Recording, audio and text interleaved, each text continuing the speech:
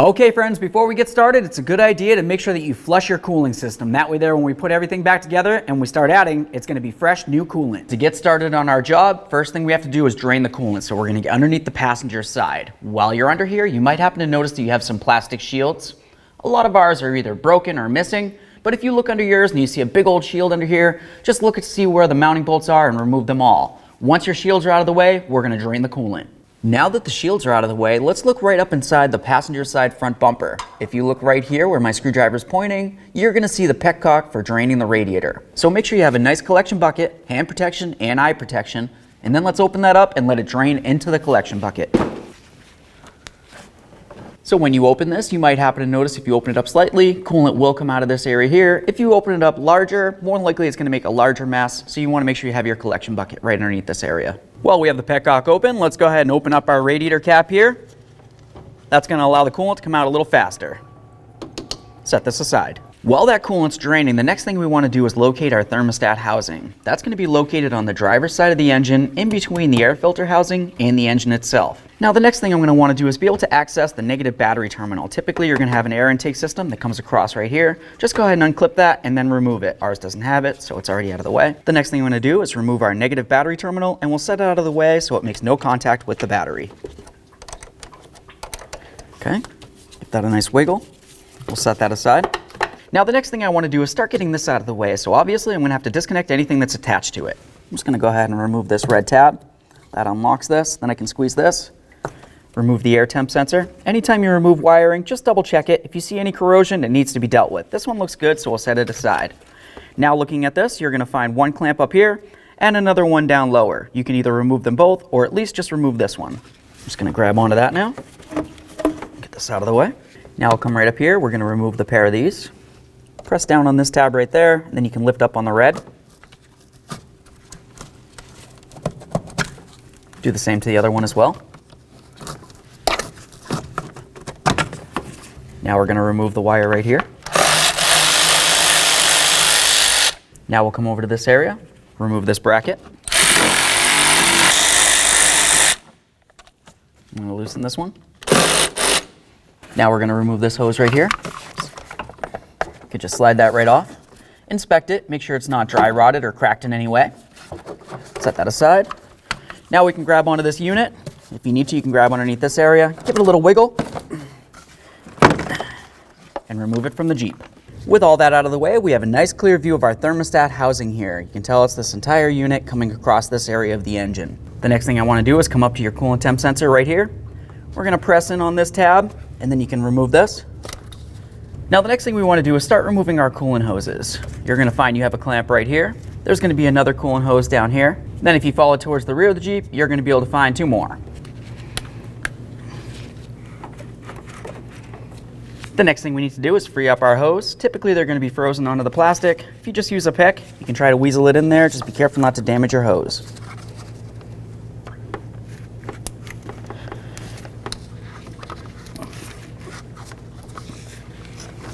When you remove this, some coolant might come out.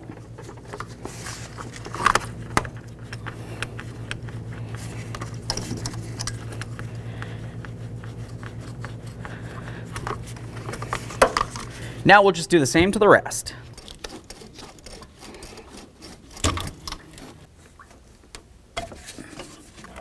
That one's got a little coolant in it. To remove the coolant temp sensor, we're going to use a small pocket screwdriver. Come right underneath this ear right here, carefully lift it up just a little bit, and then we can turn this counterclockwise to remove it. After that, I'm just going to go ahead and pry it up.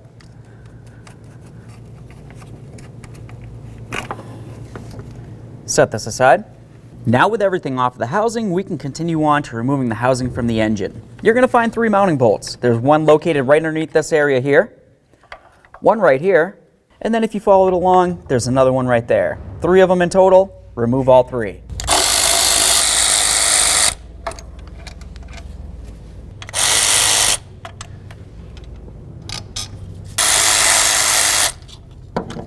Grab onto the housing, give it a little wiggle to break it free from the engine.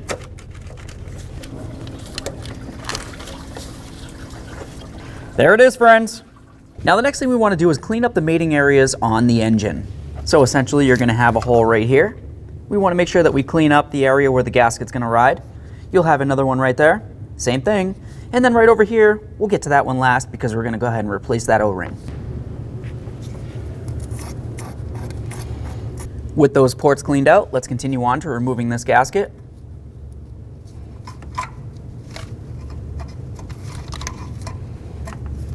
Now it's going to be time to get ready to start installing our brand new thermostat housing. The first thing I'm going to do is replace that O-ring that we just took off. Slide it right over this. You should feel it roll right on there. And then take a little bit of the coolant that you'll find located inside this area and just put it right along that gasket. That's going to help lubricate it so when we put the thermostat housing on, it's going to be in good shape. Looking at the back of our new thermostat housing, you're going to notice that one of your thermostats is missing. The reason why I say one of your thermostats, which would be this one, is because, well, you have a second one, which is located inside this area here. That's not something that you necessarily have to worry about, but I did want to mention it. Now to put in this thermostat, what you want to pay attention to is that little dot up by where my thumb is right there. When we put that in, we want it to be facing as close to the top as possible. Also on this, what you're going to notice is on the gasket, it has a little tab right along this area. You want that tab to line up. So I'm going to take this, I'm going to put it so the larger end is going into the thermostat housing here. Then I'm going to line my gasket up with where it belongs, and we'll carefully slide it in. Before we go ahead and line this up with the engine, let's just take a quick peek at those gaskets. Ensure when you put in the thermostat, you didn't roll it over in any way, and it's definitely not damaged. We're also going to take a look at this one. Make sure that one's not damaged, and it's completely in as well. Now we're going to take the thermostat housing, and we're going to slide it in. The area that you're going to find that you have the most issue with is this area right here, because it's going to have to slide over this right there. So be very careful not to damage this. Make sure you have a little bit of lubricant on there. Just going to line this up with where it needs to go, and I'll slide it right in.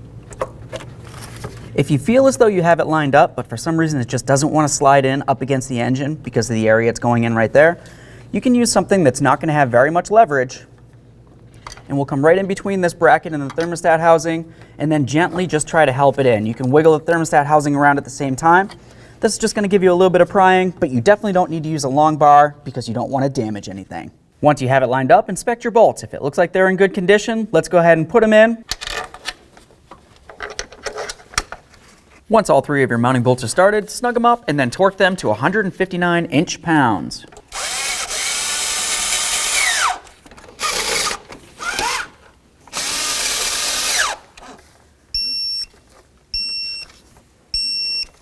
I'm just going to double check the torque on all of them and we'll move along.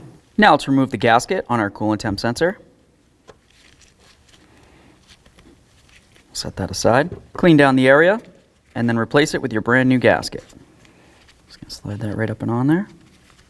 Now we're going to put this in. Just pay attention to that tab. We remember the locking tab's going to need to come over this area right here and then latch in. Set it right in. Give it a nice twist. Lock it in. Now let's move along to connecting in our hoses.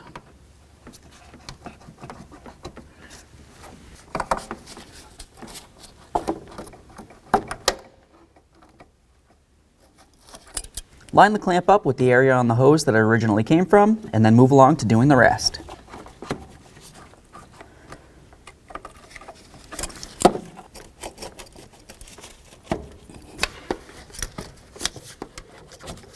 Double check all of your hoses, make sure they're connected.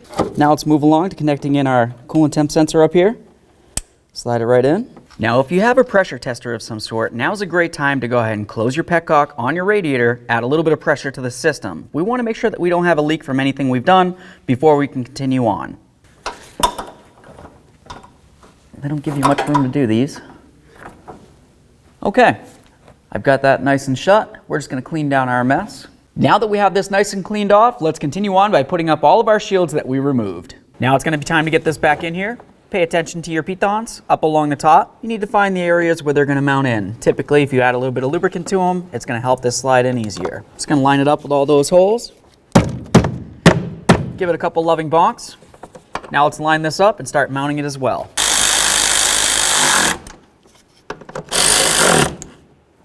Make sure you put this hose on. Make sure it's secured. Now it's time to get our wiring back on here. Obviously the shorter one's going to go on the rear. Just line this up and then we'll let this down. Listen for it to click in and lift up. You want to ensure that this is secured. We'll do the same to the other one now. There we are. Now we have our wire. I'm going to bring it underneath here. We'll connect it on there and we'll snug this up.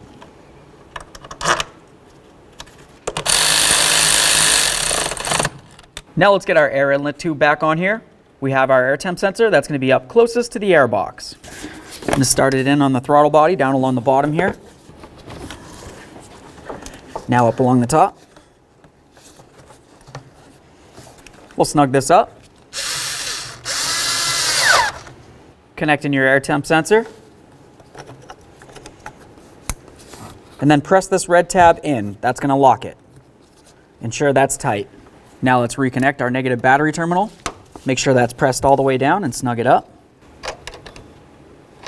Make sure it's nice and tight. The next thing that I want to do is remove this bolt right here and then squeeze this tab so I can remove this container. After that, you can of course empty this out, clean it out, and then you're going to refill it with brand new coolant. Now it's going to be time to fill our cooling system. That's going to be easiest to be done with a system that looks like this, which is essentially a funnel. Other than that, if you don't have the funnel, maybe you have one of those vacuuming contraptions. That's going to be much better overall, but this is going to be the one that most people have. I'm just going to go ahead and add coolant to this. We'll keep filling it until it comes approximately halfway up the funnel. Now that we have it like this, the next thing that we're going to want to do is run the Jeep for a while. We want to essentially wait until the cooling fans turn on up in the front right here. You'll be able to hear that.